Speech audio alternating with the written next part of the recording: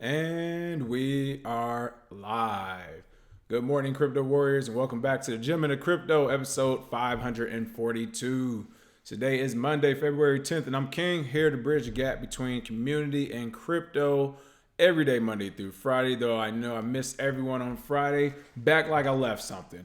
And today's top stories: Bitcoin price hits $10,000 for the first time in 2020, up 40% year to date.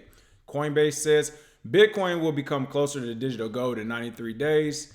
Why DeFi's billion-dollar milestone matters. I'm pretty sure I'm pronouncing that wrong. And don't fall for it. Scammers are impersonating CoinDesk staff on social media. So mostly just a price wrap up for the day about what's been going on the last week or so. And with that being said, of course, the prices on the day, 24-hour clock, Bitcoin's at $9,816, down 2.89%.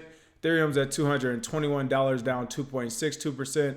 XRP is at 27 cents, down 2.86%. Bcash is at $450, down 0.21%. EOS at $4.87, down 1.63%. And Litecoin at $73, down 4%. So again, everything's kind of recovering from that nice little pump we had over the weekend. And as the price begins to stabilize, everyone is coming in with their opinions. Top story of the day, though: Bitcoin price hits $10,000 for the first time in 2020, up 40% year to date. That is right. On February 9th, Bitcoin hit $10,000, capping what they're calling a momentous first month of 2020 to reach its highest level since October of last year. So definitely something the market needed, of course, to draw that interest back to it and keep people alive and hopeful, as people oftentimes start to feel like Bitcoin is going to die if it doesn't make any big price movements. But it looks like checking this information out, the data from Coinbase Exchange and Cointelegraph Market show that shortly after 3 a.m. UTC, Bitcoin to the USD pairing moved to $10,000 on a high volume spike, but the digital asset quickly pulled back to $9,975. I saw some articles come out saying how Bitcoin dropped $300 in seconds. Of course, we know that often happens when everyone already has their buy and sell orders in place. It looks like also this is the first time it's reclaimed a five-figure number in 4 months since October. Again, that is crazy. The price in October was at $6,400. Before, again, we saw this 35% gain in here in January alone. So a lot of good stuff right here. It looks like this analyst, Maddie Greenspan, added, quote, "This isn't the first time Bitcoin has been valued above $10,000, and it might not be the last, but it's the first time that the valuation is justifiable based on the fundamentals of the network." This quote from Maddie Greenspan, I mean, this is what this article is all about.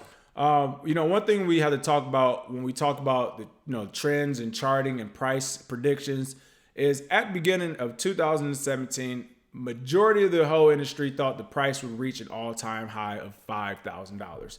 At the time, January 1st, 2017, I think the price had just broke $1,000, maybe $1,003, something like that. So it was around $1,000.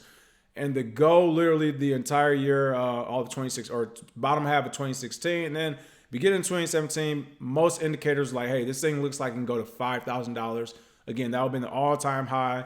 People were looking for it. Of course, once it actually hit $5,000, at the end of the first quarter, probably, maybe around the second quarter, that summer 2017, once it actually hit that $5,000 range, of course, we saw that parabolic rise to $20,000. But those numbers were not supposed to happen fundamentally of the network, the fundamentals, based on the fundamentals of the network. So again, when you look at that price prediction people originally had for 2017 at $5,000, then to see 2018 and 2019 go through a bear market, and then now we've been kind of hovering around this $8,000 to $9,000, $10,000 range. I'm agreeing with this statement. I think this is the first time the valuation is actually justifiable based on the fundamentals of the network. It's about where we should be.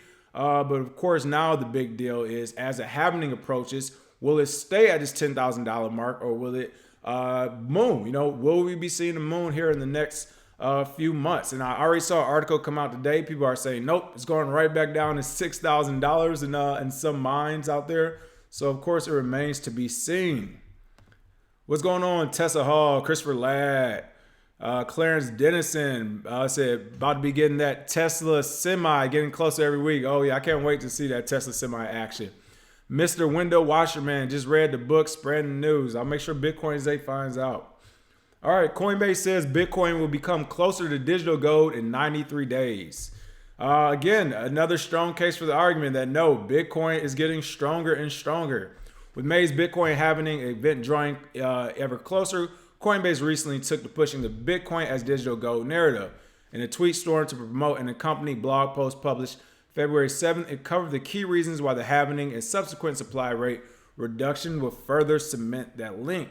Again, they talked about the gold standard in 71, about how ever since we got off of it, the dollar's value has declined, as well as Bitcoin being designed to be scarce like gold and is artificially difficult to acquire through the proof of work process of mining. However, it also has an advantage over gold in being transferable through a communications channel. Coinbase concluded, quote, armed with a myriad of technological advantages, accelerating development and maturing global market, Bitcoin is a store of value to rival gold in the digital age. Again, I agree. This whole article, for the most part, is just about the halving, how it increases scarcity, and by that measure alone, the price of Bitcoin should go up when you talk about supply and demand. Remember, after May of 2020 this year, the mining rewards for each block gets cut in half. Mined approximately every 10 minutes, it will reduce to 6.25 Bitcoin. Right now it's at 12.5. Again, that drops to 6.25 in May of this year. And again, this will bring the supply issuance of Bitcoin to a rate of around 1.7% per annum. Again, this will literally cut in half the amount of Bitcoin that can be mined. So if more people begin to use it, if this does take over, then of course you can expect that value to begin to soar. So, I'm looking forward over here on this end.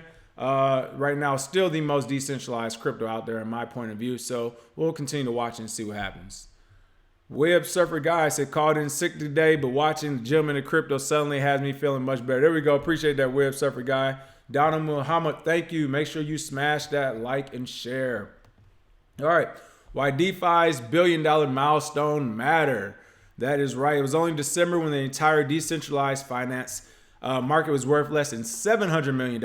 Early this morning, it hit $1 billion, a figure that even the most fervent blockchain skeptics would have a tough time dismissing as meaningless. This is an article of CoinDesk by Brady Dale, and this is from February 7th, actually. So since then, that $1 billion number has began tinkering above and below, of course.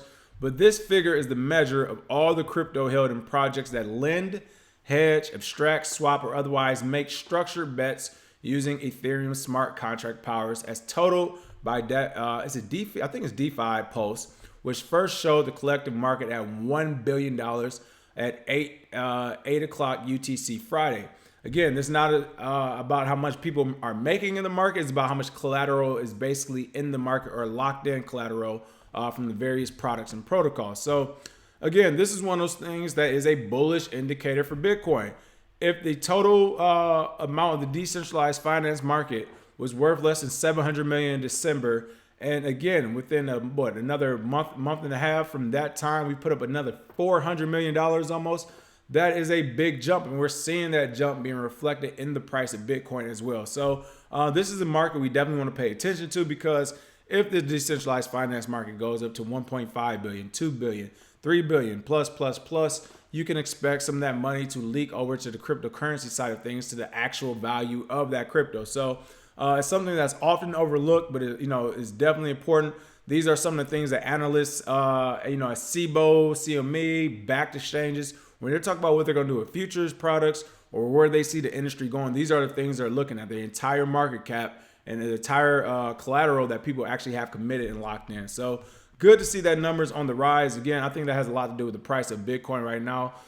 So that's another good indicator to look at if you're trading. If you're trading, or you're always watching the price of Bitcoin, you want to know why it goes up and down, make sure you're taking a peek at that decentralized finance market, the overall volume of that as well, and you'll get an idea of possibly where the cryptocurrency market is going to follow. Oh, CB News, Crypto Blood, Detroit is in the building. That's right. Make sure you check out CB News Network. Of course, he is doing crypto news every day as well, just about great interviews. I've been seeing a lot of good stuff pop up. I think, did you just have Cliff on again, Crypto Blood? I can't remember who you had. I saw it pop up. I didn't get to watch it, but I have it saved for my watch later. So definitely check out CB News Network, folks. Clarence Dennison said all Bitcoin holders can breathe at this point. Wall Street don't have no choice but Bitcoin. Gold can't do it. That is right. All right, and last but not least, again, short show today. Had to put this one out there. We're always talking about the sophisticated scams that go on in this industry. Here's another new one. Don't fall for it. Scammers are impersonating CoinDesk staff on social media. What? People, this is something I actually never even thought about, probably because I'm not a criminal. But I wonder if if people have seen this on the traditional side of things where, I don't know, has there ever been like a CNN or a Fox News scammer where they're reaching out to people for advertisements, and saying they work for them or whatever and doing that. That's basically what's going on over here with the CoinDesk scammers. It looks like scammers have been impersonating CoinDesk reporters and editors in recent months, promising coverage of projects in exchange for a fee. Wow. Again, it keeps getting more and more sophisticated. Looks like at least 2 different victims have paid hundreds of dollars in Bitcoin and Ether to these crooks and contacted CoinDesk only after realizing something was wrong. It looks like, and to be clear, as it says here specifically, to be clear, CoinDesk does not and will never accept payment for coverage. Again, it looks like scams and crypto that have been going hand in hand.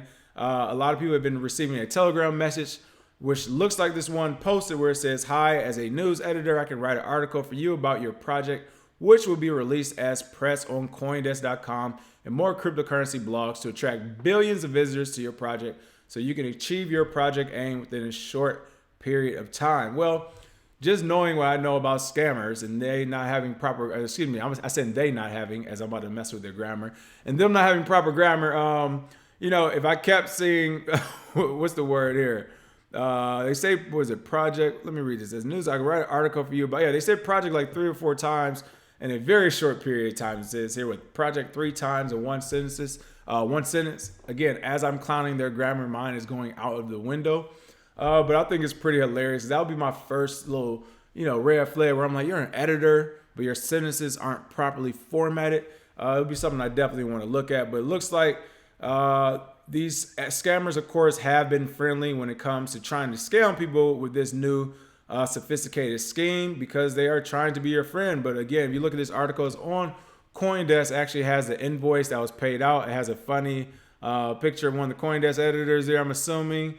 And of course, CoinDesk says they have contacted their legal counsel to figure out where these scams are coming from. But it's just another one of those heads up if you're working on a project right now and CoinDesk hits you up and tells you they can give you that coverage you've been dying to receive for $1 billion. No, it is a scam.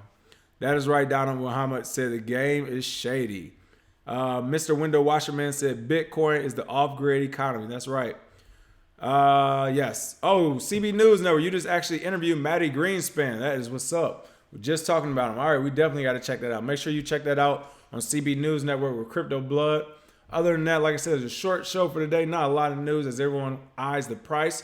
That is the show for today. Make sure you smash that like and share, and I will see you all tomorrow with some more cryptocurrency updates. Cheers.